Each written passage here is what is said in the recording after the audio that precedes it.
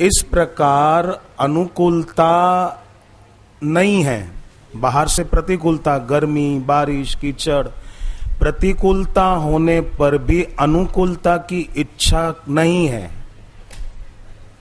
तो ये समता रूपी तप हो गया। और भगवत गीता में समता रूपी तप को सबसे बड़ा बताया है। रुपयों की लालच का त्याग होने पर संतोष रूपी तप हो जाता है। तो अभी न धन की लालच है, न अनुकूलता की इच्छा है, न किसी और शब्द, स्पर्श, रूप, रस, गंध, इस भोग की इच्छा है। तो ये बहुत बड़ी तपस्या अभी हो रही है। देखो, धर्म किसको कहते हैं? त्याग को। बिना त्याग के धर्म नहीं होता। और अभी आप सब साधकों ने कितना बड़ा त्याग किया कि पहले बरसात हुई तो फिर बरसात के बाद स्वाभाविक थोड़ी तपन होती है ना, उमस, तपन, गर्मी। तो पहले बारिश हुई तो कई भीगे भी, फिर भी शांत, और अब गर्मी हुई तो भी शांत। तो ये क्या है? ये अनुकूलता का त्याग, इच्छा नहीं है, त्याग। तो ये त्याग रूपी धर्म जिसके जीवन में है वो महात्मा है। ये कौन कहते हैं? भगवत गीता में भगवान कृष्ण कहते हैं वो महात्मा है। जो दैवी संपत्ति धारण करके भगवान का भजन करता है वो महात्मा है। तो गीता में एक तो बताया कि साधक महात्मा। तो आप सब जो साधक भाई बहने बैठे हैं, मैं भी, हम सब, तो ये क्या है? देखो, मेरे को तो फिर भी जगह ठीक मिल जाती बैठने के लिए, क्योंकि मेरी बोलने की सेवा है। अब मेरी बोलने की सेवा नहीं होती तो मैं आपके साथ ही आके बैठ जाता उधर ही। तो ये बोलने की सेवा है, इसलिए यहां बैठता हूं। तो हम सब साधक, दैवी संपत्ति को धारण करके जो भजन करे। अब ऐसे भी कोई लोग होंगे कि कौन जाए ऐसी बारिश में, इस मैदान में कीचड़ होगा, भीग जाएंगे, तकलीफ होगी, कौन जाए, छोड़ो, फिर देखेंगे। बापू तो दिल्ली में आते रहते हैं, गुरुजी तो अगली बार सत्संग सुन लेंगे, क्या है। तो सत्संग सुनने की इच्छा तो उनके दिल में भी है, पर थोड़ा है कि नहीं भाई तकलीफ होगी, कौन जाए, फिर अगली बार चले जाएंगे। तो वो भी अच्छे हैं, बुरे नहीं है, परंतु सत्संग तो नहीं छोड़ना चाहिए ना। तो गीता में उसको महात्मा कहा जो दैवी संपत्ति को धारण कर लेता है। तो आप लोगों ने समता, त्याग, ये दैवी संपदा को धारण किया है। तो इसको भगवान कहते हैं भाई महात्मा है, साधक महात्मा। और दूसरे होते हैं सिद्ध महात्मा। सिद्ध महात्मा कौन? कि वासुदेव सर्वमिति, सब महात्मा सुदुर्लभ, सब भगवान है। खाली शब्दों में नहीं, अनुभव में।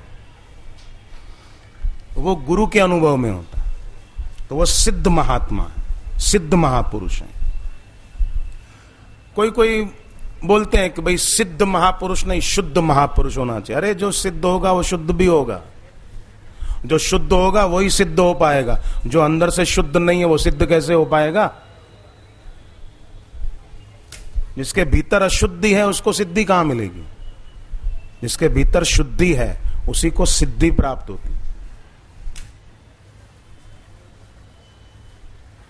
तो साधक महात्मा मतलब साधना सेवा करके सिद्धि पाते हैं। सिद्धि मतलब ये नहीं कि भाई कोई रिद्धि सिद्धि आ गई, किसी को कुछ कह दिया वो हो जाए, बोले देखा मैंने कहा था तो हो गया, ये नहीं। साधक अंतःकरण की शुद्धि रूपी सिद्धि चाहता है, और वो अभी प्रत्यक्ष यहां बैठे हुए सत्संगी साधकों में दृष्टिगोचर हो रही, और सेवा करने वालों में तो दिख ही रही है कि सेवा में लगे उत्साह से।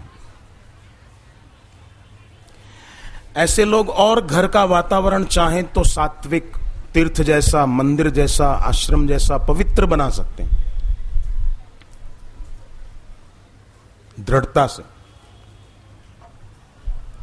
और कई लोग अपने घर का वातावरण नारकीय बना देते हैं। पति स्टूल पे चढ़ के रंग कर रहा था, दिवाली के दिन थे।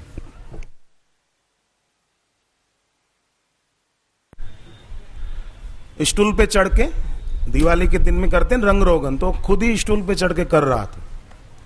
पत्नी आई दौड़ती दौड़ती और बोली, ब्रश अच्छी तरह पकड़ना। पतिदेव, ब्रश अच्छी तरह पकड़ना, मैं स्टूल लेकर जा रही हूं, मुझे काम है। तो ये क्या करेगा, ब्रश पकड़ के लटका रहेगा? समझ में ही नहीं आ रहा वो क्या बोल रही है, वो गिरेगा बेचारा, हड्डी टूटेगी उसकी। ब्रश अच्छी तरह पकड़ना, मैं स्टूल लेकर जा रही हूं। संसार में ऐसे मूढ़ लोग हैं जो गिराने का ही काम करते हैं। उनको ये नहीं होता है कि ये गिरेगा, पर काम गिराने का करते हैं।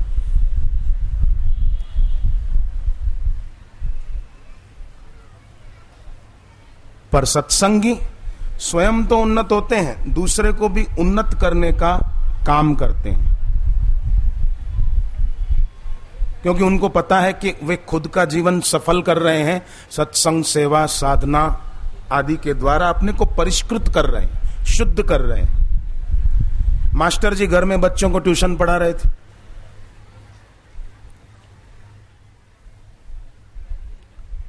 अचानक रसोई घर से पत्नी ने आवाज दी,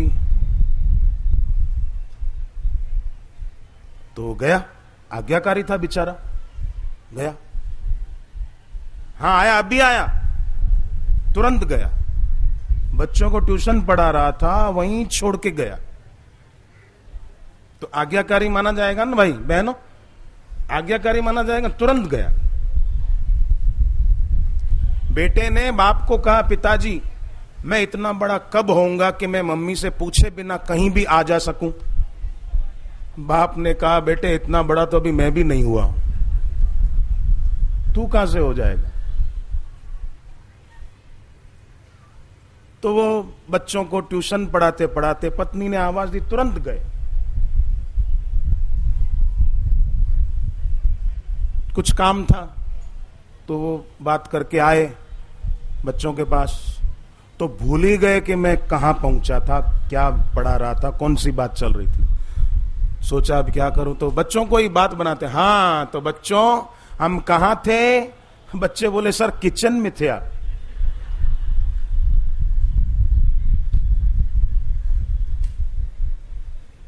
क्या कर रहे हैं पता ही नहीं, जीवन गंवा रहे हैं पता ही नहीं, आयु के दिन नष्ट हो रहे हैं पता ही नहीं, दुनिया से जाने का दिन नजदीक आ रहा है पता ही नहीं। मैं मकान बना रहा हूं पर आयु भी तो गंवा रहा है। हमारा मस्त मकान बन गया आलीशान, पर आयु भी तो गई। मैंने बैंक बैलेंस अपना अच्छा बना लिया है, पर उम्र भी तो गई, आयु का बैलेंस तो कम हो गया, श्वासों का बैलेंस तो कम हो गया।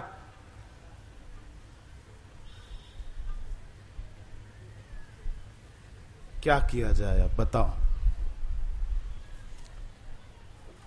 शादी पर जाना था किसी के यहां, तो एक गिफ्ट ले जाते हैं ना, शादी में जाते तो कुछ ना कुछ ले जाते हैं। तो एक आदमी ने सोचा कि शादी पर जा रहा हूं तो कुछ क्रॉकरी का सामान ले जाऊं। क्रॉकरी की दुकान पर गया, वो सामान देखने लगा, तो दुकानदार का, साहब जरा भी वहम मत कीजिए, शादी टूट सकती है पर हमारी क्रॉकरी नहीं टूट सकती। सच में ऐसा ही है कि आजकल कई जगह रिश्ते बनते हैं पर टूटते देर नहीं लगती। क्यों? क्योंकि बार बार ऐसा क्यों करते हो? क्या तकलीफ है? आ रही है तो महंगा करो, तुम ठीक करो तुम्हारे माइक को।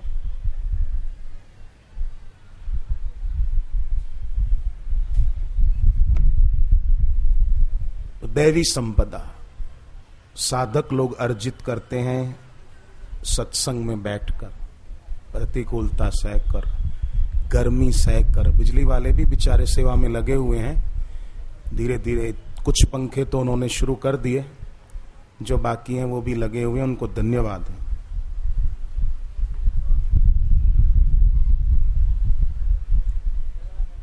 चंद्रमा है ना, आसमान में चंद्रमा तब चमकता है जब सूर्य का प्रकाश उस पर पड़ता है दिन भर,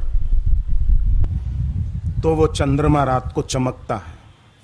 जब सूर्य का प्रकाश नहीं मिलता तो चंद्रमा तो यथास्थान पर रहता है, पर सूर्य का प्रकाश नहीं मिल पाया, यथास्थान होते हुए भी चंद्रमा लुप्त, अमावस्या की अंधेरी रात।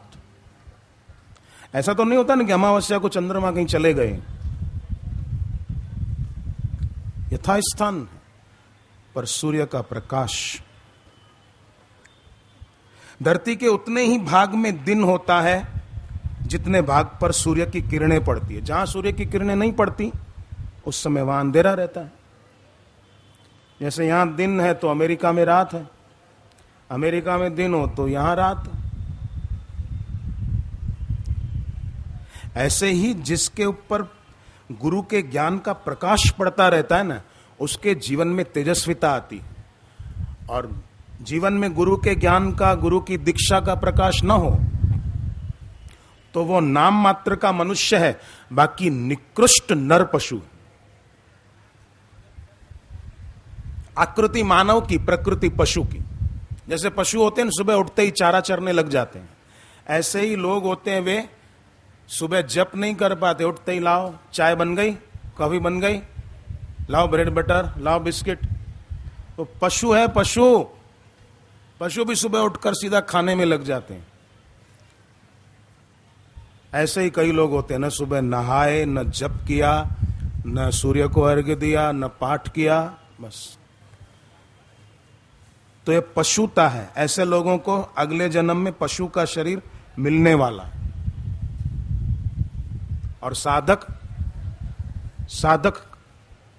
अगर दृढ़ गुरु भक्ति हो हम लोगों में, पूरी निष्ठा हो अपने गुरु के चरणों में, तो इसी जन्म में अपना कल्याण हो सकता है। और अगर साधना में शिथिलता आई और उम्र जब पूरी हुई, शरीर छूटा, तो भी घाटा नहीं है, तो भी ऊंची गति पक्की होगी। जीवन काल में जो इस प्रकार ऊंचा जीवन जीते हैं ना, उन्हीं की मृत्यु के बाद ऊर्ध्वम गच्छन्ति सत्वस्था, ये भगवत गीता का वचन है। ऊर्ध्वम गच्छन्ति सत्वस्था, ये सात्विकता है। इतनी बारिश हुई, इतनी गर्मी पड़ी, फिर भी अपनी जगह पर डटे रहे, सात्विकता है। इसी कारण अगर हम लोगों में तमोगुण का प्रभाव अधिक होता ना, तो हम छोड़ के चले जाते हैं यहां से। अरे गर्मी है, कौन परेशान हो, फिर सत्संग सुन लेंगे, बापू तो आते रहते हैं दिल्ली में। सीडी खरीद लेंगे यहाँ की 3 दिन की, डीवीडी ले लेंगे, सुन लेंगे कि बापू जी यहाँ रामलीला मैदान में क्या बोले थे। पर नहीं, सात्विकता थी। उस सात्विकता ने आपको पकड़ रखा कि प्रतिकूलता शरीर की है, मन की है, पर वास्तव में हमको तो गुरु जी का ये लाभ लेना है भाई। गुरु की उपस्थिति में बैठना, गुरु की उपस्थिति में श्वास लेना बड़ी तपस्या है। उसको सत्व संपन्न आदमी समझ पाता है। जैसे राम जी का लाभ गरीब केवट ले पाया, शबरी माता ले पाई, भील आदिवासी जंगल में चित्रकूट के आसपास रहने वाले लोग राम जी के सानिध्य का लाभ ले पाए। वहीं कुंभकर्ण सोया रहता था, देखो लंका में।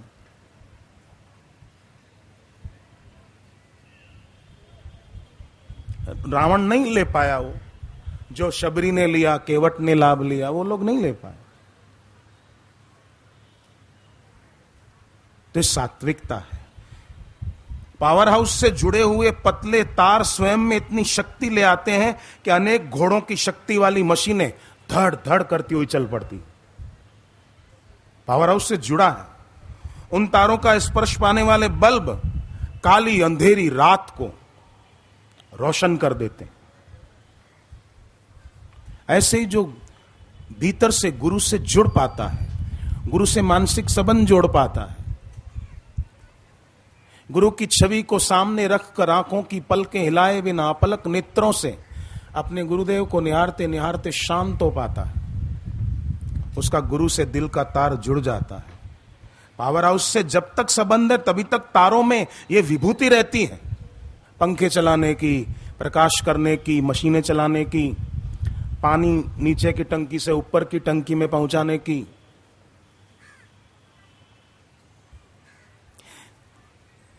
यंत्र ठीक है, पावर मिल रहा है, तो पानी पंप चलता है, पानी नीचे से ऊपर टंकी में पहुंच जाता है।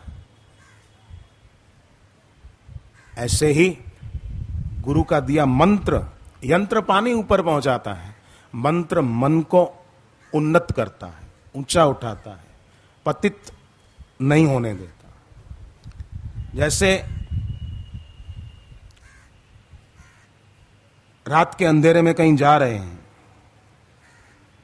सामने रस्सी पड़ी है टेढ़ी मेढ़ी, सोच रहे हैं कि सांप, अरे बहुत बड़ा सांप लगता है, कोई जहरीला कोबरा नाग लगता है कोई, अब इस सांप को कैसे मारे, कैसे मारे कैसे मारे सोच रहे हैं। पर आप सोचो, उस सांप को मारने में क्या लाठी चाहिए या कोई पत्थर चाहिए या तलवार चाहिए? कुछ भी नहीं चाहिए, रोशनी चाहिए तो पता चले अरे अरे सांप तो है नहीं रे, रस्सी है। ऐसे ही संसार में ये दुख है, वो दुख है, बड़े परेशान है, कर्जा है, दुकान नहीं चलती, बेटे बेटी की कोई समस्या है, बड़े दुखी हैं हम भाई। पर प्रकाश हो जाए तो पता चले कि सब स्वप्न है, गुजर रहा है। हरिओम तत्सत, बाकी सब गपसप, जो होगा देखा जाएगा, शांति,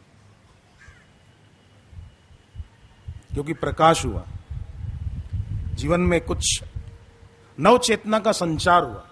मुर्दा होता है ना, मुर्दे में नए विचार नहीं आते, मुर्दे के नए विचार नहीं हो सकते। जीवंत आदमी के नए ऊंचे उत्कृष्ट विचार हो सकते हैं, दिन दिन नया खिला हुआ हो सकता है। मुर्दा क्या नया खिला रहेगा, वो तो मुर्दा है, वो सड़ने के रास्ते हैं, विनाश के रास्ते हैं। मुर्दे के नए विचार, जीवंत विचार नहीं हो सकते। जीवंत इंसान के जीवंत विचार होते हैं। तो साधक लोग, साधक बहनें, उनमें जीवंत विचार है, तभी प्रतिकूलताओं में भी डटकर सत्संग की जगह छोड़कर जाते नहीं, सत्संग में डटे रहते हैं। कोई बात नहीं, प्रतिकूलता आती है जाती है, अनुकूलता आती है जाती है, यही तो गुरु जी का ज्ञान।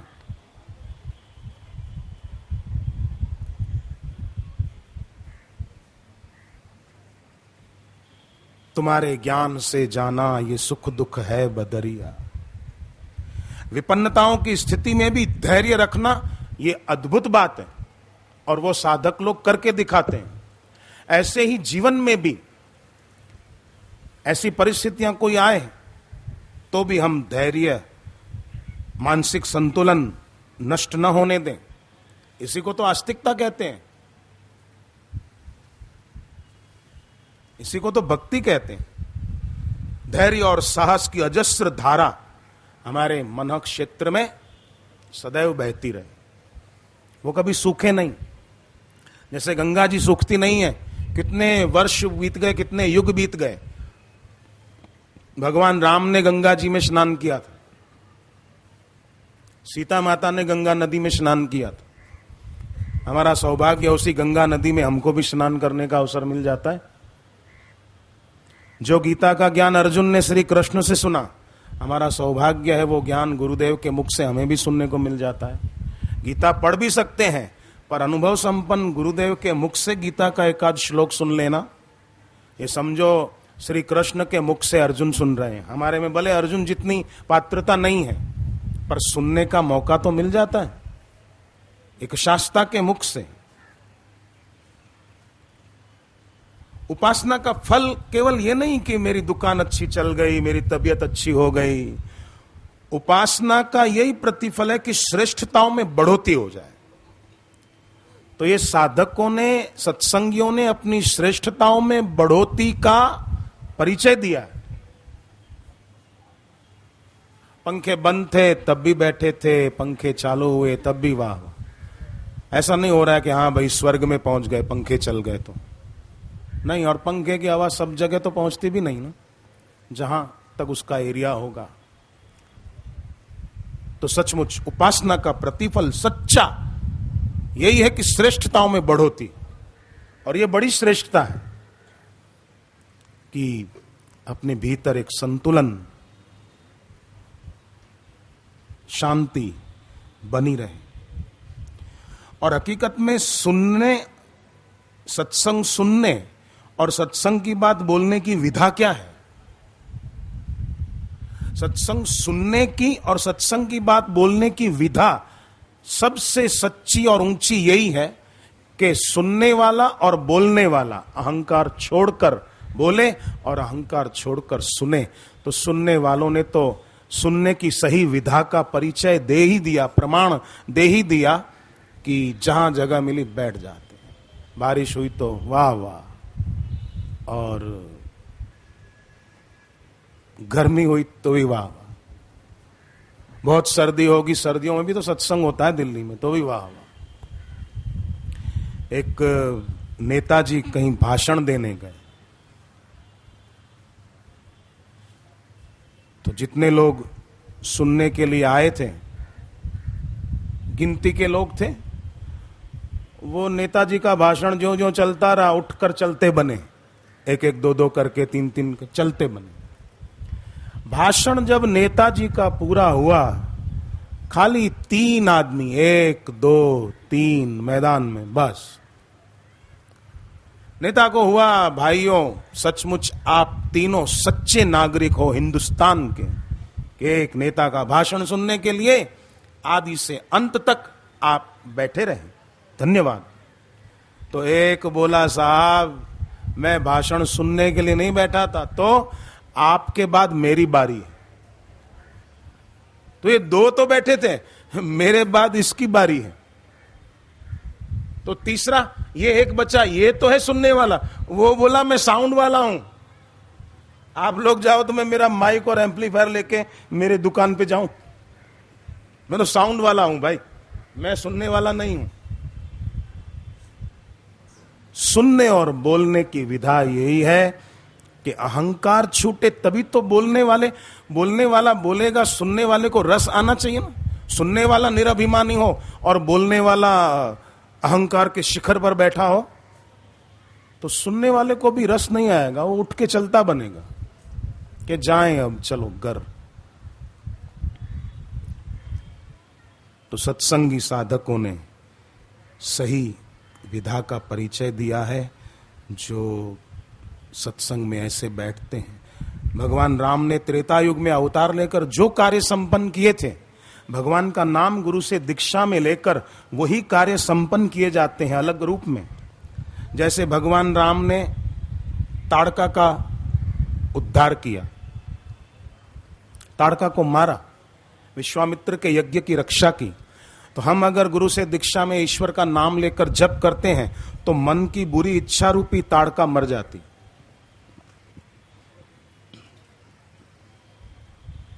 फिर भगवान राम ने अहिल्या का उद्धार किया। जब हम गुरु से भगवान नाम लेकर जप करते हैं तो बुद्धि की जड़ताएं दूर होती। कईयों के जीवन में जड़ता कैसी? एक लड़के ने शादी की तो उसकी जो पत्नी थी, लव मैरिज की थी उन्होंने, तो पत्नी कहती है एक दिन कि तुम्हारे माँ बाप को है ना, मैं सोच रही हूं वृद्धाश्रम में छोड़कर आए। वो बोला ये क्या कहती हूं? बोले हाँ, मैं नहीं रहना चाहती इनके साथ, यहां तो हम अलग रहेंगे। वो बोला कि ये घर अभी कुछ महीने पहले ही नया बनकर तैयार हुआ है, ये इतना बढ़िया घर छोड़कर हम कहां जाएंगे? तो बोले फिर तुम्हारे माँ बाप को वृद्धाश्रम में छोड़ने की व्यवस्था करो। वो लड़का भी थोड़ा दमदार था, उसने कहा ठीक है चल बैठ गाड़ी में। बोले मैं क्यों बैठूं? तुम्हारे माता पिता को बिठाओ। बोले उनको भी बिठाता हूं। माता पिता को कहा पिताजी माँ चलो सामान लो गाड़ी में बैठो। तो ठीक है चलो, बैठ गए गाड़ी में। पत्नी का हाथ पकड़ के कहा तू भी बैठ। पत्नी ने सोचा चलो कोई बात नहीं, वृद्धाश्रम में तो जा रहे हैं इनको छोड़ने, हम दोनों लौट के आ जाएंगे पति पत्नी। पर वो तो गाड़ी तेज चलाता हुआ अपने ससुराल की तरफ गाड़ी मोड़ दी, जिस तरफ उसका ससुराल था। तो पत्नी बोली गाड़ी कहां ले जा रहे हो? वृद्धाश्रम चलो ना, ये तो तुम मेरे घर की तरफ गाड़ी ले रहे हो। बोले तू चुप बैठ, देखती रहे। जाकर अपने ससुराल गाड़ी रोकी। पत्नी ने कहा यहां क्यों ले आए? बोले तेरे माँ बाप को भी बिठा साथ में। केवल मेरे माँ बाप नहीं रहेंगे वृद्धाश्रम में, तेरे माँ बाप भी रहेंगे। तू अगर मेरे माँ बाप को रखने की जिद करती है तो मैं भी जिद करता हूं, तेरे माँ बाप अगर रहेंगे वृद्धाश्रम में तो मेरे माँ बाप भी रहेंगे, चल। तब वो चुप हो गई कि नहीं नहीं ये तो नहीं हो सकता। तो बोले ये भी नहीं हो सकता, मेरे माता पिता भी वहीं रहेंगे, मैं माता पिता के साथ ही रहूंगा। कई आजकल के होते हैं ना जवान, कहीं शादी हो गई और पार्टी में जाते हैं तो पूछते हैं दूसरे लोग के आपके माता पिता, बोले माता पिता हमारे साथ ही रहते हैं। ऐसा उद्दंडता भरा जवाब देते हैं, माता पिता हमारे साथ ही रहते हैं। तू कौन आया माता पिता को साथ रखने वाला? ऐसा बोलना चाहिए कि हम अपने माता पिता के साथ ही रहते हैं। ये भाषा की सुंदरता क्यों खोते हैं लोग? सत्संग नहीं इसलिए, चेहरे की सुंदरता बनाए रखते हैं, बाल सफेद होंगे तो काले कर लेंगे बस हम अच्छे दिखें, परंतु शब्दों की सुंदरता क्यों खो देते हैं? भाषा की शालीनता क्यों खो देते हैं? सत्संग नहीं इसीलिए, शुद्ध आहार नहीं इसीलिए। तो भगवान ने अहिल्या का उद्धार किया। भगवान का नाम बुद्धि की जड़ता रूपी अहिल्या का उद्धार कर देता। बुद्धि में जड़ता नहीं रहती, चेतनता रहती। फिर भगवान ने क्या किया कि धनुष तोड़ दिया सीता स्वयंवर में। भगवान नाम गुरु से दीक्षा में लेकर जब कोई जप करता है तो अहंकार रूपी धनुष अपने आप टूट जाता है। फिर चौथा काम राम जी ने क्या किया? धनुष टूटा तो आए परशुराम जी, कहु जड़ जनक धनुष के ही तोड़ा। किसने तोड़ा? सहस्त्र बाहु समसो रिपु मोरा। तो लंबा प्रसंग है, हम विस्तार में न जाएं। आखिरी में परशुराम जी ने कहा राम जी के तरफ देखते हुए कि मेरे पास भगवान विष्णु का दिया हुआ एक धनुष है, वो अगर आप उठाकर उस पर प्रत्यंचा चढ़ा दो, ठीक कर दो, तो मैं मानूंगा कि आप साक्षात विष्णु जी के अवतार। भगवान राम मुस्कुराए। धनुष परशुराम जी ने जो ही आगे किया, राम जी को हाथ से लेना नहीं पड़ा, उठाना नहीं पड़ा। परशुराम जी ने जो ही धनुष आगे किया, वो धनुष भगवान राम के तरफ स्वतः खींचा चला है, जैसे कोई बड़े प्रभावशाली चुंबक से लोहे के कुछ कण खींचे चले आए, ऐसे खींचा चला आया, भगवान के हाथ में आ गया। तो ये संकेत है कि इस कलयुग में भी जो गुरु से भगवान नाम की दीक्षा लेकर जप करेंगे तो उनका अंतःकरण भी, उनका मन कहो, उनकी बुद्धि कहो, उनका चित्त कहो, वो स्वाभाविक ईश्वर की तरफ खिंच जाएगा।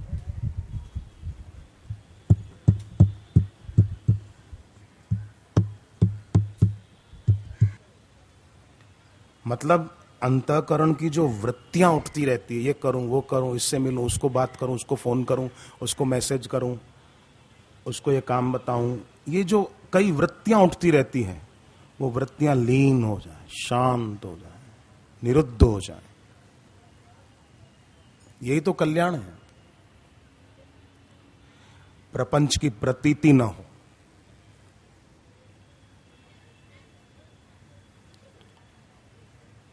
ये ऐसा करते हैं, वो ऐसा करते हैं, ये लोग ऐसा कर रहे हैं, जमाना बड़ा खराब है।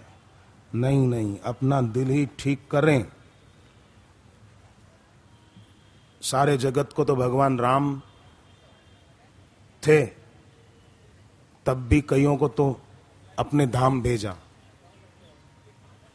मंथरा तब भी थी, कुंभकर्ण आदि तब भी थे। भगवान कृष्ण आए तो कंस, शिशुपाल, दंतवक्र, ये लोग थे। तो ऐसे लोग हर युग में होते हैं। हम अपना दिल ठीक कर लें तो अपना दिल ठीक कैसे होता है? गुरुदेव के कहे अनुसार करने से।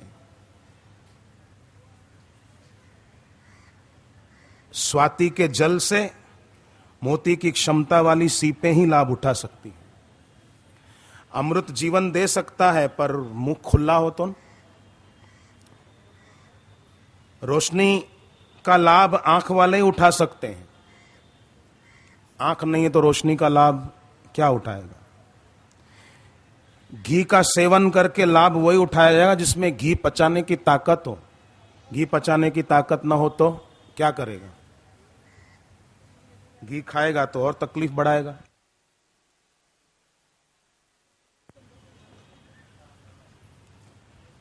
सत्संग और गुरु के मंत्र से भी वही लाभ उठा पाएगा जो अपनी पात्रता बढ़ाएगा। खाली ज्ञान की कोरी बातें करे, मैं साक्षी हूं, मैं दृष्टा हूं, मैं ब्रह्म हूं, तो क्या लाभ उठाएगा। अष्टावकर जी कहते हैं साक्षी बनो, दृष्टा बनो, पर कैसा दृष्टा। अष्टावकर जी कहते हैं भाव मग्न दृष्टा। केवल साक्षी नहीं, भाव मग्न साक्षी, भाव से भरा, गुरु के प्रति भक्ति भाव से भरा हुआ साक्षी, गुरु के प्रति प्रेम से भरा हुआ दृष्टा, अहोभाव से भरा हुआ दृष्टा। मैं साक्षी हूं, मैं दृष्टा हूं, मैं ब्रह्म हूं, तो मन कहीं सुअर की तरह बार बार गंदगी तो नहीं खा रहा है, ये भी देखना होगा। अरे भाई विषय विकार तो मन में है, विषय विकार मन में है तो हमेशा रहे नहीं। संसार से खिंचाव मिटे और भगवान में, गुरु में प्रीति बढ़े, ये काम हर मनुष्य चाहे तो कर सकता है, परंतु नहीं कर पाता है। क्यों? क्योंकि लोग सब आरंभ को देखते हैं। बस आइसक्रीम खाएंगे मजा आएगा, पेप्सी पिएंगे मजा आएगा, होटल में बर्गर सैंडविच मैकडोनल्ड में खाएंगे मजा आ जाएगा। ये मैकडोनल्ड वाले जब से हमारे देश में आए, कम वक्त हमारे देश के लोगों की तबीयत बहुत खराब होने लग गई। जब से आए जवान लोग जवानी में ही बूढ़े होने लग गए, जब से मैकडोनल्ड वाले हिंदुस्तान में आए। ये भी कम लुटेरे नहीं है। डाकू लोग तो, डकैत लोग तो भाई बंदूक दिखाकर लूट जाते हैं, ये तो burger sandwich pizza burger chow mein दिखाकर लूट जाते हैं और लोग जेबें खाली कर जाते हैं और आंतों की बीमारी घर ले जाते हैं। पैसे दे आए मैकडोनल्ड वालों को और बीमारी ले आए घर। फिर डॉक्टरों के पास पैसे दो, आज हरनिया का ऑपरेशन कराओ, आज कुछ लीवर की खराबी हो गई है, किडनी फंक्शन ठीक से काम नहीं कर रहा है, आंतें खराब हो गई। ये सब मैकडोनल्ड वालों की देन है। इसलिए दूसरों को भी, आप जैसों के आगे मैं इसलिए कह रहा हूं कि आप दूसरों को भी सावधान करें। आप जैसे समझदार बुद्धिमान पुण्यात्मा लोग औरों को भी सजाग करें कि आरंभ को न देखें, परिणाम को देखें। जैसे आप लोग यहां आए हैं, आपने आरंभ को नहीं देखा। अगर आरंभ को देखते, अरे कौन बैठे इधर, मिट्टी है, ये है, गर्मी है, तो आरंभ को देखते तो आप यहां नहीं बैठते। आपने परिणाम को देखा कि भले हम यहां बैठेंगे, भले थोड़ी प्रतिकूलता, पर इसका परिणाम बहुत ऊंचा है, बहुत सुखद है, बड़ा कल्याणकारी है कि गुरुदेव का सानिध्य मिलेगा, दर्शन मिलेगा, उनकी नजर हम पर पड़ेगी, वो हमको देखेंगे, वो हमको ज्ञान देंगे, भगवत तत्व का बोध कराएंगे। परिणाम को देखा तो आपकी नजर प्रतिकूलता पर नहीं गई, आरंभ पर नहीं। पर लोग जिनके जीवन में सत्संग नहीं, भक्ति नहीं, वो बस आरंभ को देखेंगे, परिणाम को नहीं। परिणाम को देखने वाला मस्त रहता है।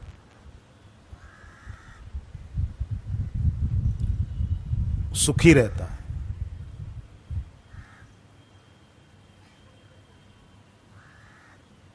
एक लड़के की शादी हुई, कुछ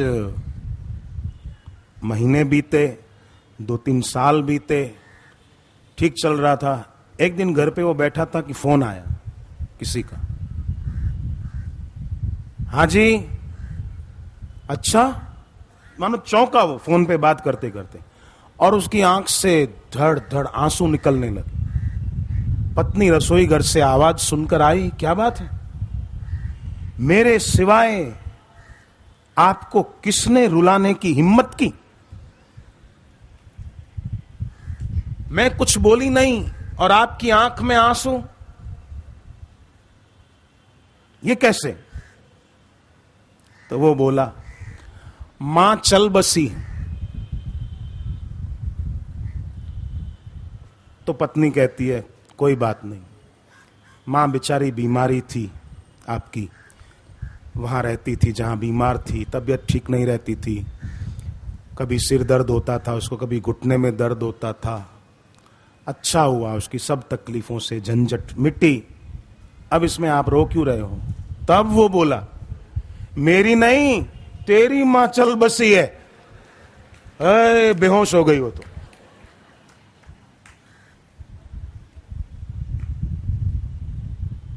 अनीति भर्યું વર્તન અને સભામાં નીતિની વાતો કરે। खुद का जीवन अनीति से भरा हो और सभा में नीति की बात करे। पराई नारी देखी जेना नैन आम तेम डोले, सभाમાં ઉભો થઈને બ્રહ્મચર્ય વિશે બોલે।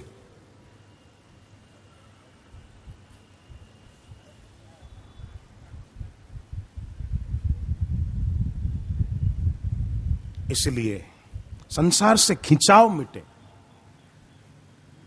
संसार में खिंचाव है तभी ऐसा होता है। वो उसकी माँ का सोचकर वो उसको उपदेश दे रही थी, खुद की माँ का सुना तो रोने लग गई। ऐसा ना, संसार से खिंचाव मिटकर भगवान में, भगवत प्राप्त गुरु में लगे। ये काम हर व्यक्ति कर सकता है। आरंभ को न देखकर परिणाम को देखे, ये भी हर व्यक्ति कर सकता है। और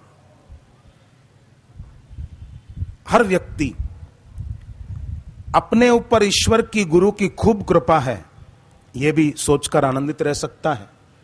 तो बोले किसी के जीवन में दुख बहुत हो, समस्याएं बहुत हो वर्तमान जीवन में, तब भी क्या वो ये समझे कि मेरे ऊपर ईश्वर की कृपा है?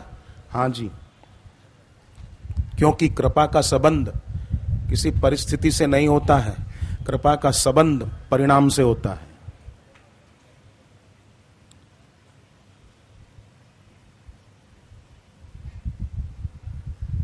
पांडवों के जीवन में परिस्थिति कैसी थी? 12 साल वन में, 13वां साल अज्ञातवास में, और अज्ञातवास में अगर कौरवों ने उनको खोज लिया तो 12 साल फिर वनवास में। ऐसी परिस्थिति थी। 13वें अज्ञातवास के वर्ष में तो उनको सेवक बनकर, चाकर बनकर रहना पड़ा। 5 भाइयों को, द्रौपदी देवी को। तो परिस्थिति तो बड़ी गंभीर थी। फिर भी ऐसी परिस्थिति में भी उन्होंने श्री कृष्ण की कृपा को माना कि उनकी बड़ी कृपा है। भक्ति छोड़ नहीं दी थी उन्होंने।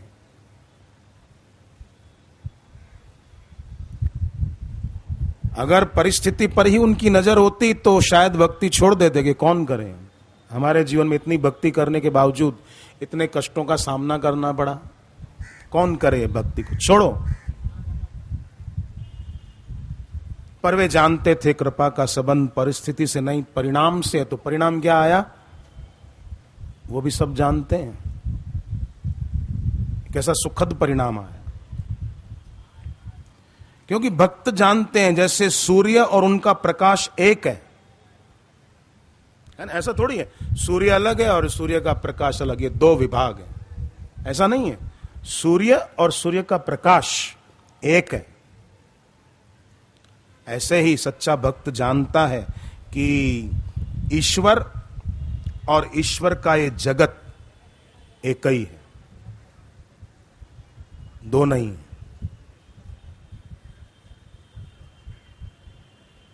दृष्टि मीरा की निराली, पीली जहर की प्याली, भगवान को बसाया हर श्वास में। तो फिर से ध्यान देने की कृपा करें हम सभी। सूर्य और सूर्य का प्रकाश एक है, ईश्वर और ईश्वर का जगत एक ही है। और इसको प्रमाणित स्वयं ईश्वर करते हैं। तुलसीकृत रामचरितमानस के प्रसंग में जब भगवान राम शबरी के पास नवदा भक्ति का उपदेश देते हैं तब कहते हैं, प्रथम भगति संतन कर संगा, दूसर रति मम कथा प्रसंगा, गुरुपद पंकज सेवा, तीसर भक्ति अमान, चौथी भक्ति मम गुण गान, करहि कपट तजिगान। आगे सुनिए। मंत्र जाप मम दृढ़ विश्वासा, पंचम भजन सुवेद प्रकाशा। छठ दम शील विरति बहु कर्मा, निरत निरंतर सज्जन धर्मा।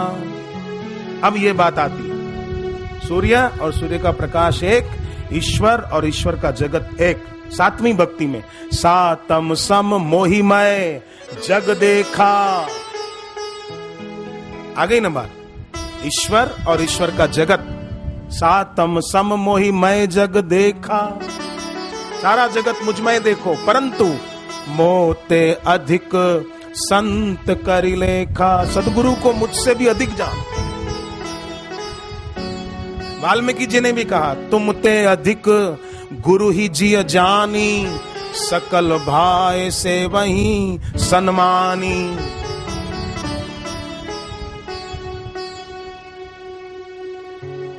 आपसे भी अधिक जो अपने सदगुरु को मानता कि वही मेरे अपने। फूल बेचते हैं ना कई लोग, माली लोग, फूल मालाएं, तो फूल बेचने वाला एक माली एक आदमी को बोला, साहब ये फूल ले लो, मस्त खिले हुए फूल हैं, ये ले लो ना साहब। बोले किसके लिए लूं? तो बोले आप जवान लग रहे हो, आपकी शायद शादी होने वाली होगी, मंगेतर के लिए ले लो। बोले नहीं वो नहीं है। तो शायद आपकी शादी हो गई, पत्नी के लिए ले लो। बोले वो भी नहीं है। तो आपके घर में पिताजी होंगे, उनके लिए ले लो। बोले वो भी चल बसे हैं। माँ के लिए ले लो, कल मदर डे है। तो बोले माँ भी चल बसी है। माली ने कहा कि साहब फिर तो आप मेरी तरफ से फ्री में ले लो, बड़े खुशकिस्मत हुआ, खुश नसीब हो। बोले कैसे खुश नसीब हूं? बोले मैं तो भाई किसी संत के मुख से सुना है कि दुनिया में ईश्वर अपने हैं, ईश्वर अपना है, बाकी सब जगत स्वप्ना है। स्वप्ने में मन लगाया तो दुखी होना ही पड़ेगा, ईश्वर और गुरु के चरणों में मन लगाया तो सारा दुख अपने आप मिट जाएगा। क्यों? कैसे? कि गुरु के मुख से भगवान का नाम लेकर उस मंत्र में अपनी श्रद्धा होगी, और श्रद्धा होगी तो जिसके नाम का जप कर रहे हैं उस देव का अनुग्रह मिलकर अद्भुत फल की सृष्टि हो जाएगी, बढ़िया हो जाएगा। मंत्र जप में अपनी श्रद्धा और जिसका नाम जप रहे हैं उनका अनुग्रह, ये दोनों मिल जाते हैं तो बड़ा सुंदर काम हो जाता है। हम लोग आनंदित रह सकते हैं। एक कन्या की शादी हुई, सद्गुण संपन्न थी, सत्संगी थी, भगवान का नाम जप करती थी।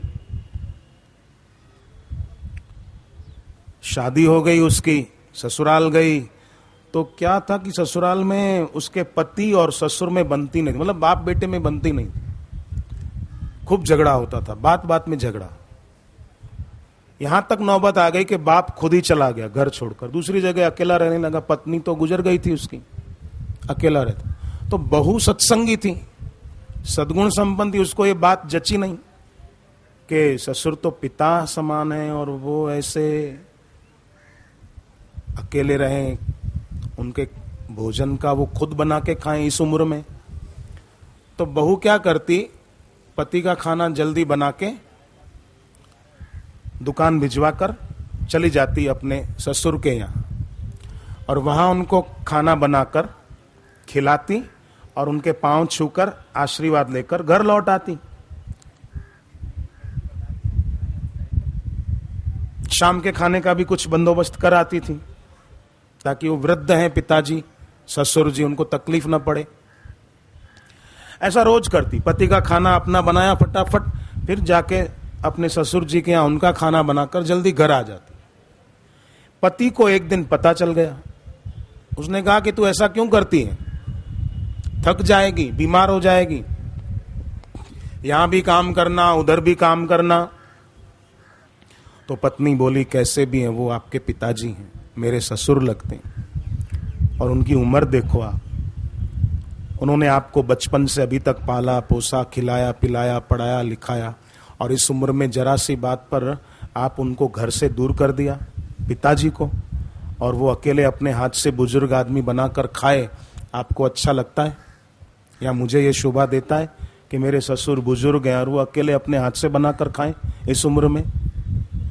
एक तो माँ भी नहीं है और वो अकेले, मुझसे सहन नहीं होता और देखा नहीं जाता है, इसलिए मैं ससुर जी को खाना बनाकर खिला के आती हूँ दोनों टाइम का।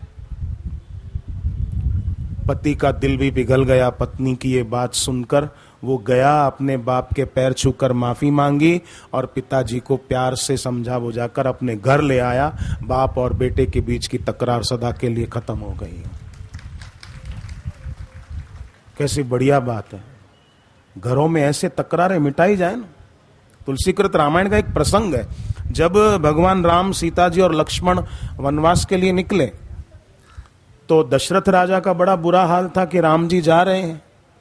तो सुमंत को कहा, मंत्री को, कि जाओ राम जी को थोड़ा चक्कर लगवा के वन में समझा बुझा के फिर अयोध्या महल में ले आना, वो जाने न पाए, मैं उनके बिना जी नहीं पाऊंगा।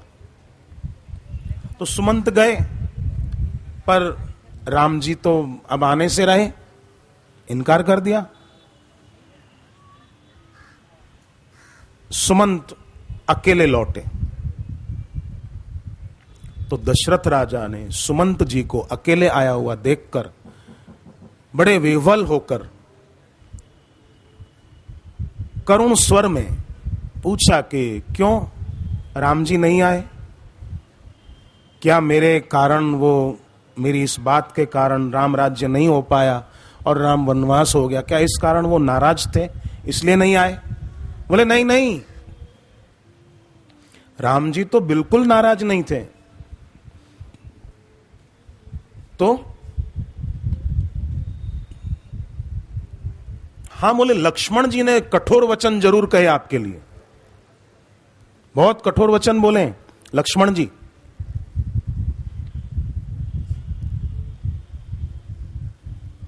और जब लक्ष्मण जी ने इतने कठोर वचन कहे प्रभु, तो राम जी ने मुझे कसम दी है कि लक्ष्मण जी जो गुस्से में आकर बोले हैं वो पिताजी को मत बोलना। अब आप देखो, सुमंत मंत्री को जब राम जी ने कसम दी है कि जो लक्ष्मण ने गुस्से में आकर बोला है, कठोर वचन जो बोले हैं वो पिताजी को मत बोलना, जब बोलना ही नहीं तो ये प्रसंग ही क्यों बोल रहा है कि उन्होंने मना किया है, कठोर वचन बोले हैं, ये बोलने की जरूरत ही क्या है?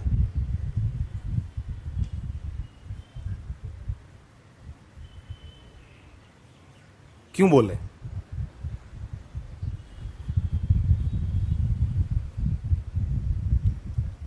मानो सुमंत जी दशरथ जी के मन से ये बात निकाल देना चाहते हैं कि राम वनवास हुआ इसलिए राम जी कोई आपसे नाराज है। नहीं, राम जी तो आप पर इतना प्रसन्न है, आपके प्रति इतना आदर भाव प्यार है कि लक्ष्मण जी जो कठोर वचन बोले वो उन्होंने एकदम मना कर दिया कि नहीं, पिताजी को कुछ मत कहना, पिताजी को दुख होगा, पिताजी के दिल को सदमा लगेगा। हम पिताजी को दुखी नहीं देखना चाहते, हम पिताजी को खुश देखना चाहते हैं, आनंदित देखना चाहते हैं। इसलिए राम जी ने वचन लिया कि लक्ष्मण जी जो कठोर वचन बोले वो पिताजी को मत बोलना। और दूसरी बात, सुमंत जी ने यह भी सोची कि दशरथ राजा को राम जी वन में गए, कोई चिंता ना हो, इसलिए बता दूं कि लक्ष्मण जी जैसे सक्षम व्यक्ति राम जी के साथ हैं, जो पिता के लिए भी कठोर वचन बोलने में पीछे नहीं हटते, वो लक्ष्मण जी जब साथ हैं तो आपको कोई चिंता करने की जरूरत नहीं है। घर का वातावरण ऐसे बनाया जाए। सुमंत की समझदारी कितनी!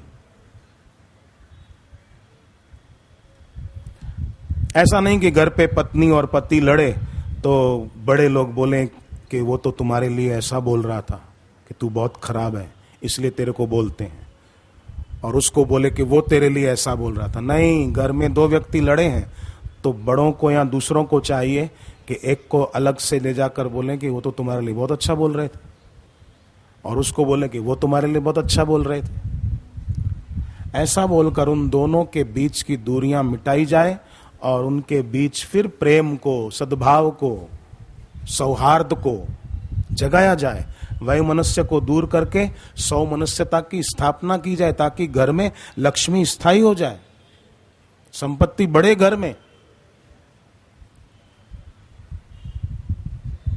सौभाग्य सूरज उदय हो सबका।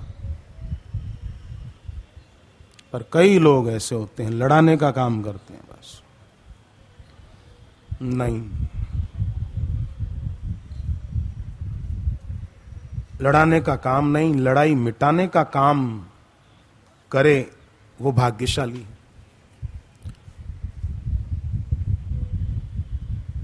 अंतःकरण की शुद्धि उसकी है तभी तो वो ऐसा काम करते हैं। अंतःकरण की अशुद्धि होती है, वो दो के बीच लड़ाई बड़े ऐसा काम करेंगे।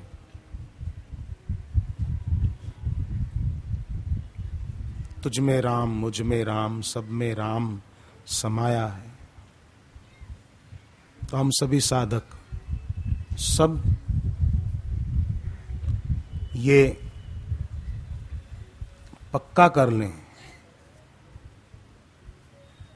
कि हमारा शारीरिक स्वास्थ्य भी बढ़िया रहे और हमारा मानसिक आरोग्य भी बढ़िया रहे। शारीरिक स्वास्थ्य अच्छा रहेगा दक्षिण दिशा में सिर करके सोने से, खान पान में ध्यान रखने से, पनीर, राजमा, अरहर की दाल, मावे की मिठाइयाँ, खट्टे आचार, इनका त्याग करने से शरीर बढ़िया रहेगा।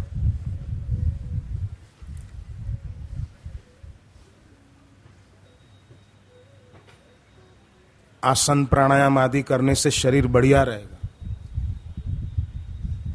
सुबह खुली हवा में मौका मिले सैर करने से या थोड़ा हल्के धीरे धीरे दौड़ने से शरीर बढ़िया रहेगा। पर मानसिक आरोग्य बढ़िया कैसे रहेगा? मानसिक आरोग्य बढ़िया रहेगा सत्वगुण, रजोगुण और तमोगुण। ये मन के 3 गुण होते हैं। इन गुणों की जो साम्यावस्था होती है इसको मानसिक आरोग्य कहते हैं।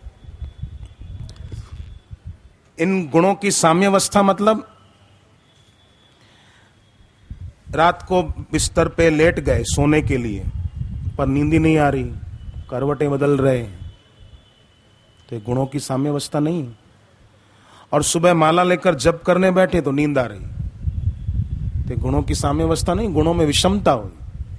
व्यवहार में दुकान पर गए हैं, अपना जो कुछ अर्थ उपार्जन के लिए करते हैं वहां गए हैं, तो वहां कुशलता नहीं है व्यापार करने की, कोई ऑफिस का काम करने की, दुकान का काम करने की कुशल नहीं है। कोई भी आके ठग जाता है, कोई भी अपना स्वार्थ सिद्ध करा के चला जाता है।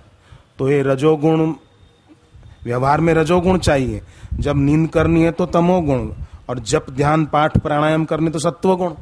इसको बोलते हैं गुणों की साम्यावस्था। पर व्यवहार में सफल नहीं हो पाए तो कर्जा बढ़ गया, अब बहुत परेशान है। तो क्या करें? शुक्ल पक्ष का पहला मंगलवार शिवलिंग पर दूध, जल और बेलपत्र चढ़ाकर ओम ऋण मुक्तेश्वर महादेवाय नमः, ओम ऋण मुक्तेश्वर महादेवाय नमः, ऋण से मुक्ति दिलाने वाले भगवान को मेरा प्रणाम, ओम ऋण मुक्तेश्वर महादेवाय नमः। हर शुक्ल पक्ष का पहला मंगलवार 5 मंगलवार 250 ग्राम पताशे बहते पानी में बहा दें तो कामकाज में अपने आप बरकत पड़ेगी। गुरुवार को तुलसी में थोड़ा दूध डाल दें तो घर में लक्ष्मी स्थायी हो जाएगी। थोड़ा दूध, ऐसा नहीं कि 1 लीटर भर के डाल दे तुलसी में, थोड़ा 20-25 ग्राम, थोड़ा सा। प्रसाद कैसे चढ़ाते हैं? भगवान तो थोड़े में ही संतुष्ट हो जाते हैं, पर किसी आदमी को खाली 20 ग्राम दूध दो, बोले ले पी, फिर देखो क्या बोलता है। तो भावग्राही जनार्दन भजे हम भवानी पति भावगम्यम।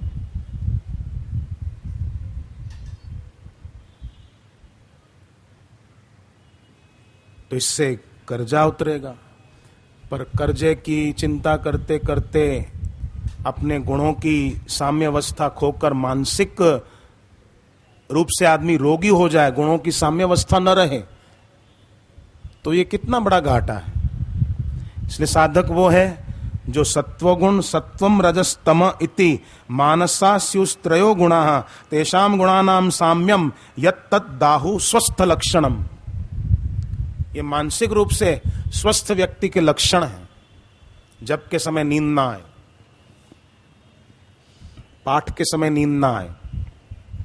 पर बोले आए तो क्या करें? आए तो जिसको नींद जरूरत से ज्यादा आती हो वो रात को 2-3 छुआरे पानी से धोकर टुकड़ा चबाए और दूध पिए, गरम टुकड़ा चबाए और दूध पिए, टुकड़ा चबाए दूध पिए, और प्राणायाम सुबह अच्छे से करे तो जरूरत से ज्यादा जो नींद आती है वो चली जाएगी।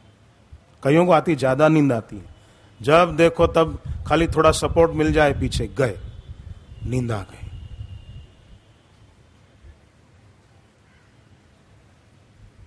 अधिक नींद आना वो स्वस्थ आदमी का लक्षण नहीं है, कमजोर आदमी का लक्षण है। बैठे और नींद आ गई, बैठे और झोंके आने शुरू हो गए, नहीं है। हम जब चाहें तभी नींद आए, हम जब चाहें तभी आंख खोले, अलार्म की जरूरत न पड़े। मेरी तो प्रार्थना, अलार्म सेट करके सोया ही मत करो, ये अपने को अधीन बनाना है। और अलार्म भी कई लोग रखते हैं तो फिर उठकर बंद भी कर देते, तो अलार्म सेट क्यों की थी?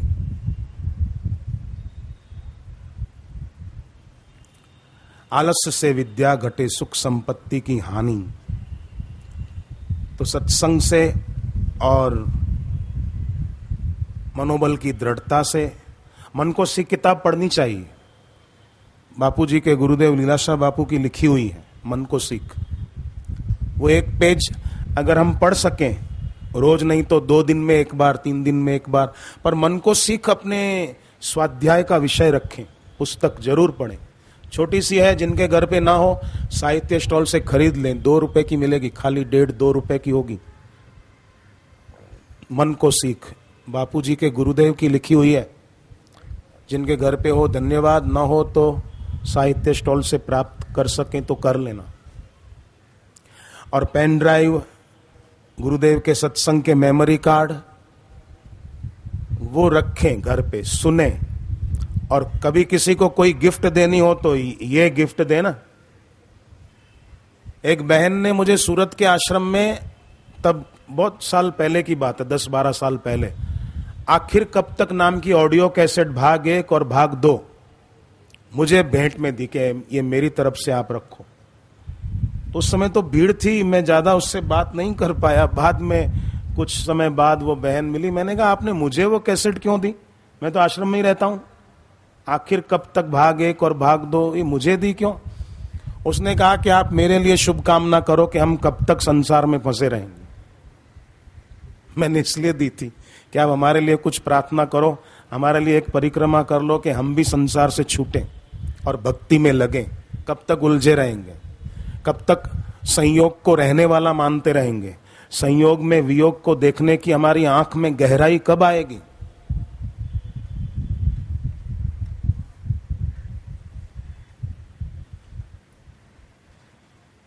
तो ये किसी को गिफ्ट देनी हो तो ऐसी कोई चीज दे।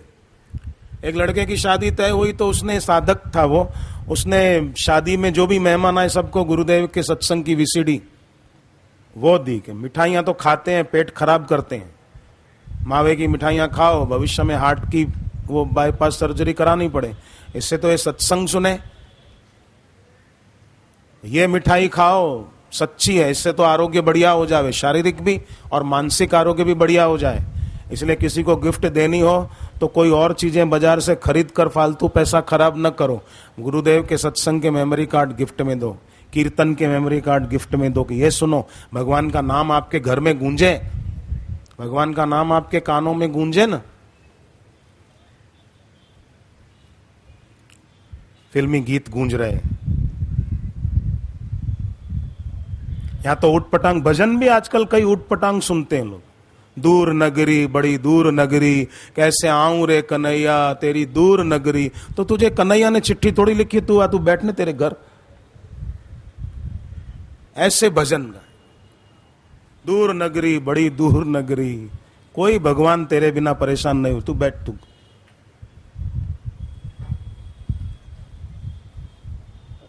भजन सौराष्ट्र की गंगा सती के कितने बढ़िया, भजन हरिद्वार के पथिक जी महाराज के कितने सुंदर, ऐसे भजन गाए सुने जाएं। है वही भाग्यवान जो भगवान को चाहे, विद्वान होके नित्य विद्यमान को चाहे, नित्य विद्यमान उसको चाहे।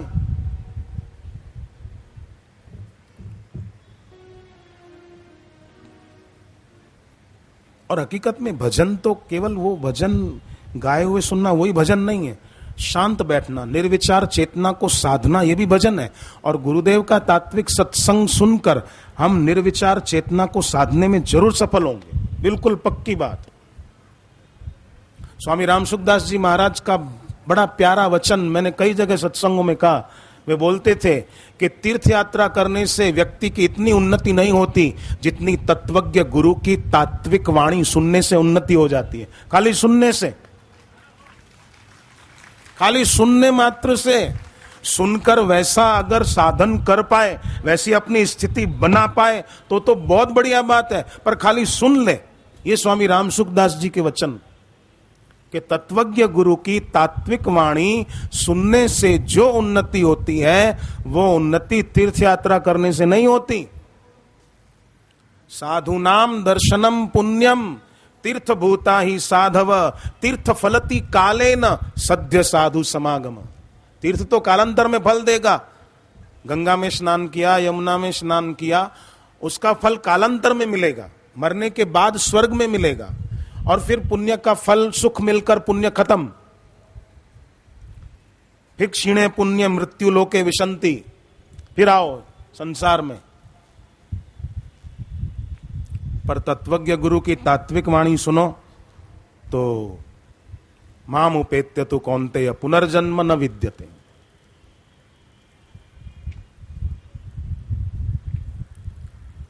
ऐसी ऊंची यात्रा जीते जी हो, मरने के बाद किसने देखा है? जीते जी चिंता से छुटकारा, रोग से छुटकारा, कर्जों से भी छुटकारा। सुखी आदमी कौन है? युधिष्ठिर महाराज ने यक्ष को कहा। यक्ष और युधिष्ठिर का संवाद है ना महाभारत में, कि द्रौपदी को प्यास लगी, नकुल ने कहा मैं पानी लेकर आता हूं, वो पानी लेने गए तो यक्ष ने, दिखे तो नहीं यक्ष पर आकाशवाणी के द्वारा सुनाई दिया, मेरे प्रश्न का उत्तर दिए बिना पानी नहीं पीना, नहीं तो मरोगे। तो वो तो पीने गए, सावधान मेरे प्रश्न का उत्तर दो, सुखी कौन है? उत्तर दिए बिना पीने गए, गिर गए, मूर्छित हो गए। सहदेव आए, सहदेव को कहा मेरे प्रश्न का उत्तर दिए बिना पानी नहीं पीना, मेरा प्रश्न है समाचार क्या है? और वो भी उत्तर दिए बिना पीने गए, लुढ़क गए। फिर आए भीम, मेरे प्रश्न का उत्तर दिए बिना मत पीना पानी, नहीं तो तुम्हारी हालत दो भाइयों जैसी होगी। आश्चर्य क्या है, भीम ने भी उत्तर दिए बिना पानी पीना चाहा, वो भी गिर गए। अर्जुन आए, अर्जुन को भी कहा मेरे प्रश्न का उत्तर दिए बिना पानी मत पीना, मेरा प्रश्न है किस पथ का अनुसरण करना चाहिए? अर्जुन भी प्रश्न का उत्तर दिए बिना पानी पीने गए, वो भी मूर्छित हो गए। अब आए धर्मराजा युधिष्ठिर, अपने चारों भाइयों की हालत देखी, बड़ा दुख हुआ कि मेरे भाइयों का ये हाल किसने किया। क्योंकि युधिष्ठिर भजनानंदी थे। आजकल तो कई जगह भाई भाई आपस में संपत्ति के लिए लड़ते हैं और कोर्ट में केस तक कर देते हैं, भाई भाई। राम जी को देखो, राजगद्दी पर भरत को बिठाकर खुश होते हैं और कहते हैं कि मैं 14 साल के बाद भी वन में ही रहूंगा, अयोध्या की राजगद्दी पर तुम ही बैठो। भरत जी कहते हैं नहीं, आपकी जगह वन में 14 साल मैं रह जाता हूं, आप अयोध्या की राजगद्दी पर बैठो। जब राम जी ने आदेश दिया कि नहीं आप जाओ, तो भरत जी ने कहा कि फिर अब आपकी आज्ञा में काट नहीं सकता, पर अयोध्या की राजगद्दी पर मैं नहीं बैठूंगा, आपकी चरण पादुका मुझे दे दो। राम जी के चरणों में प्रणाम किया और राम जी ने अपनी चरण पादुका, प्रभु करी कृपा पावरी दीनी सादर भरत शीश धरी लीनी, राम जी की चरण पादुका अपने सिर पर रख ली। और कितना प्यार अपने भाई राम जी की चरण पादुकाओं से। अयोध्या की राजगद्दी पर चरण पादुका रखते हैं।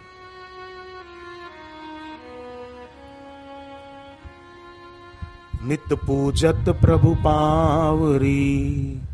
मैं कोशिश करूंगा कल आपको भरत जी का कितना प्रेम था राम जी के लिए, कितना प्रेम था। कल गुरुदेव के आने से पहले जब मेरी सेवा होती है ये, मैं तब भरत जी का प्रेम बोलकर अपना मुख पवित्र करूं और मेरा भी प्रेम गुरु चरणों में ऐसा हो, इस भाव से भरत जी के प्रेम का मैं गान करना चाहता हूं। नित पूजत प्रभु पावरी, प्रीति नर हृदय समाती, मांगी मांगी आयसु करत, राज काज बहु भांति। चरण पादुका से आज्ञा मांगते, कितना प्रेम।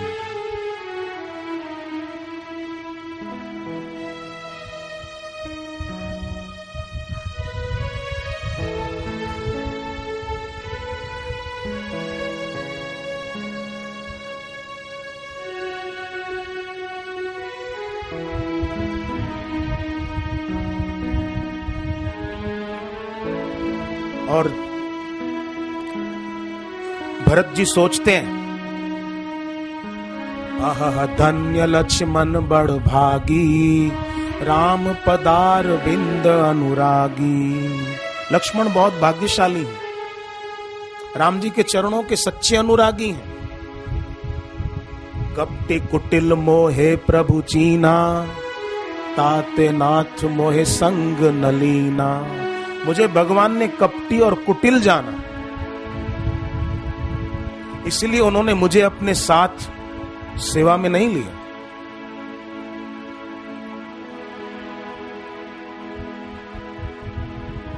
अब भरत जी खुद के लिए कहते हैं, कपटी कुटिल मोहे प्रभु चीना, ताते नाथ मोहे संग न लीना। जिन भरत जी के लिए बृहस्पति जी स्वर्ग में प्रशंसा करते हैं, धरती पर रहने वाले एक महापुरुष की प्रशंसा स्वर्ग में देवताओं के गुरु बृहस्पति जी करते हैं। भरत सरिस को राम सनेही, जग जप राम राम जप जेही। सारा जगत जिस राम को याद करे, वो राम जी भरत जी को याद करते।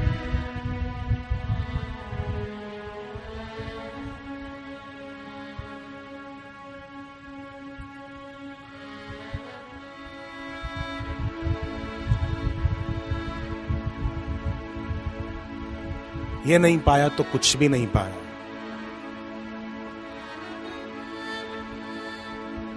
ये संपदा जिसने पाई वो धन्य है। आपके दिल में है तभी आप यहां पर आकर बैठ पाते हैं, तो क्यों बैठते? पर उसमें संतोष नहीं कर लेंगे। संतोष पैसे में करना चाहिए, जितना है वाह, चलो जो भगवान की मर्जी, भगवान ने जितना दिया वाह, हम पुरुषार्थ करें पर संतुष्ट भी रहें। धन में संतोष, भोग में संतोष, सुविधा में संतोष, पर ईश्वर और गुरु के प्रति प्रेम में कभी संतोष नहीं, साधना में कभी संतोष नहीं। इतना जप बहुत हो गया, कभी संतोष नहीं, और जपो। चतुर्मास में खूब जप करो। अनुष्ठान नहीं कर पाऊं, मुझे एक भाई ने पूछा, मैं अनुष्ठान नहीं कर पाता हूं, मेरा मंत्र बड़ा है, मैं क्या करूं? मैंने कहा कोई बात नहीं, जप ज्यादा करो। 10 माला करते हो, चतुर्मास है, 20 करो, 25 करो, 30 माला कर लो एक दिन की। चतुर्मास में भजन ज्यादा करने का गुरुदेव कहते हैं।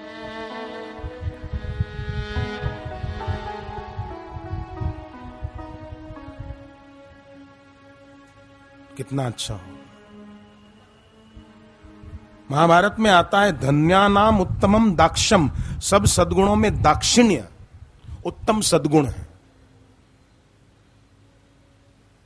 दाक्षिण्य, सतर्कता, सावधानी, सजगता, जो कहो।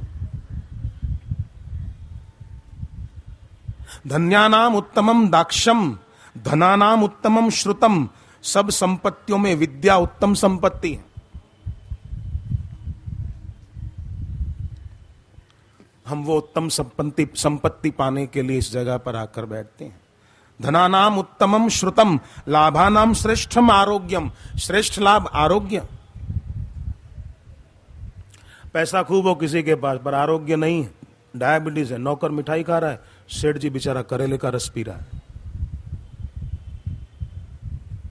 आरोग्य लाभ नहीं है। पर कई साधक, इंदौर में एक डॉक्टर को डायबिटीज थी, जप प्राणायाम करने से और गोचरण अर्क पीने से उसकी शुगर की तकलीफ खत्म।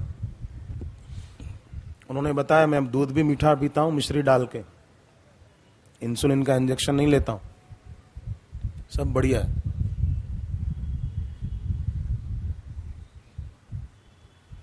ऐसा और भी कई साधकों ने बताया। लाभानाम श्रेष्ठम आरोग्यम, आरोग्य लाभ बढ़िया है, मानसिक आरोग्य भी, गुणों में साम्यावस्था, न तमोगुण की अधिकता न रजोगुण की, सब में साम्य, सत्वगुण में भी अटके नहीं, आगे की यात्रा। सुखानाम तुष्टिरुत्तमः, सब सुखों में संतोष सबसे श्रेष्ठ है। अब देखो ना, पंखे हैं तो सही, पर चल नहीं रहे हैं तो भी संतोष, ये प्रैक्टिकल है। देखो, संतोषम तुष्टिरुत्तम, बहनें भी बैठी हैं, पंखा नहीं चल रहा है तो संतोषम तुष्टिरुत्तम। बिजली वाले बेचारे लगे हुए हैं, देखो भाई साहब अभी भी जो बंद हैं, अगर वो चालू हो सके तो बड़ी मेहरबानी होगी।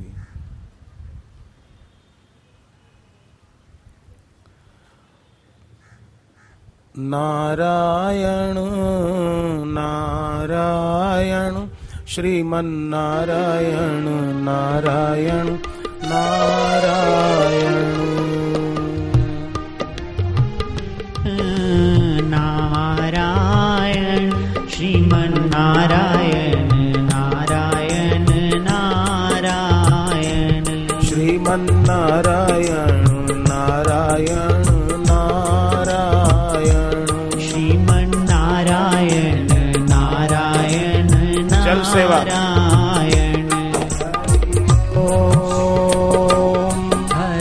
मैंने भी जल सेवा करें, पानी पिलाने की। हरि ओम हरि ओम हरि ओम हरि ओम हरि ओम हरि ओम हरि ओम हरि ओम हरि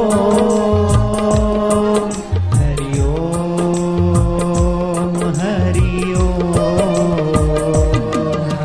हरि ओम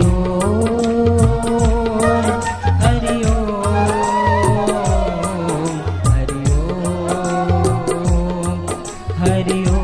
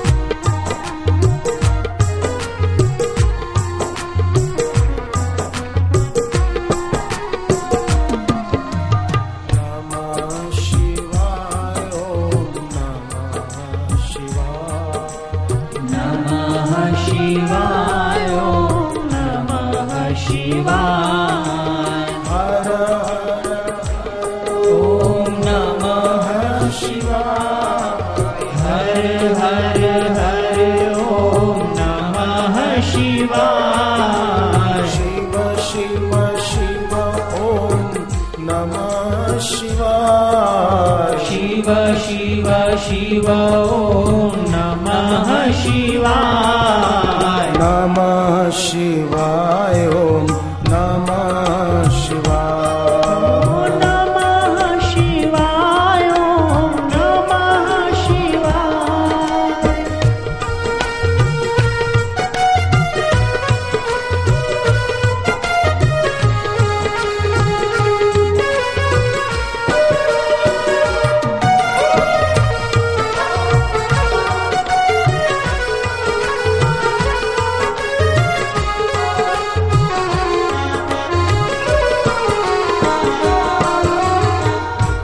राम हरे राम राम राम हरे हरे हरे राम राम राम हरे हरे। हरे कृष्णा कृष्णा कृष्णा हरे हरे हरे कृष्णा कृष्णा कृष्णा हरे हरे। हरे राम राम राम हरे हरे हरे राम राम राम हरे हरे।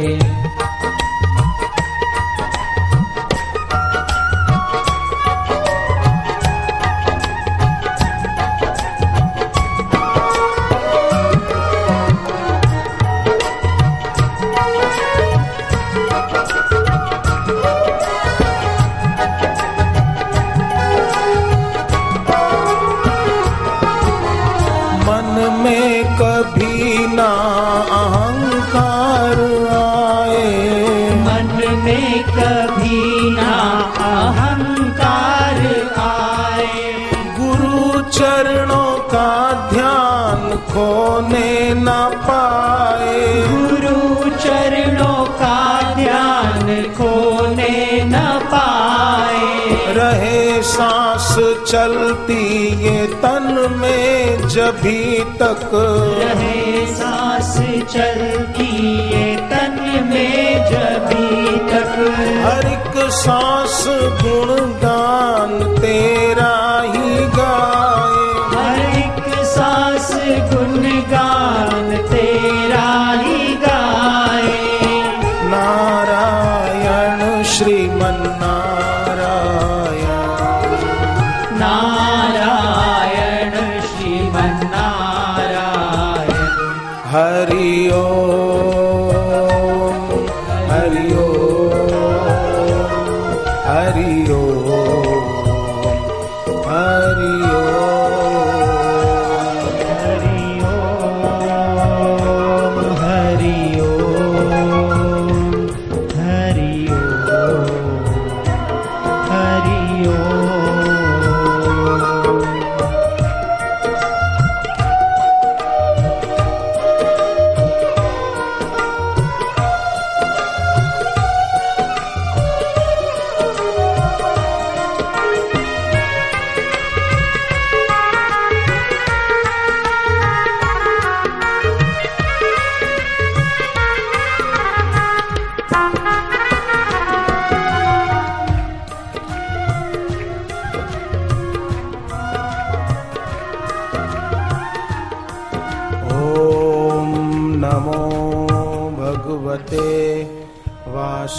वासुदेवाय।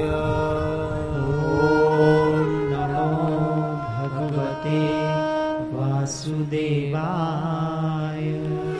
ओम नमो भगवते वासुदेवाय।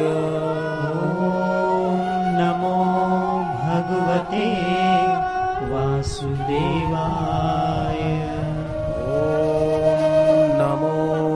भगवते वासुदेवाय। ओम नमो भगवते वासुदेवाय। मत्स्य पुराण में आता है आरोग्यम भास्करादिच्छेद। आरोग्य सूर्य से मांगो। रविवार आया तो नमक मिर्च बिना का भोजन किया, आरोग्य मिलेगा। जैसे श्री कृष्ण के सुपुत्र शांब को चमड़ी का कोढ़ हुआ, ठीक नहीं हो रहा था, यहां तक कि आत्मघात करने की बात सोच रहे थे। कृष्ण भगवान ने कहा नारद जी को गुरु बनाओ, उनसे दीक्षा लो, सब ठीक हो जाएगा। भगवान कृष्ण के बेटे शांब नारद जी के पास आए, दीक्षा ली। नारद जी ने उनको सूर्य मंत्र की दीक्षा दी कि इसका सूर्य मंत्र का जप करोगे आरोग्य मिलेगा, और उन्होंने वैसा ही किया। रविवार आदि के व्रत किए, बहुत समय तक चमड़ी का कोढ़ ठीक हो गया, स्वास्थ्य बढ़िया हुआ।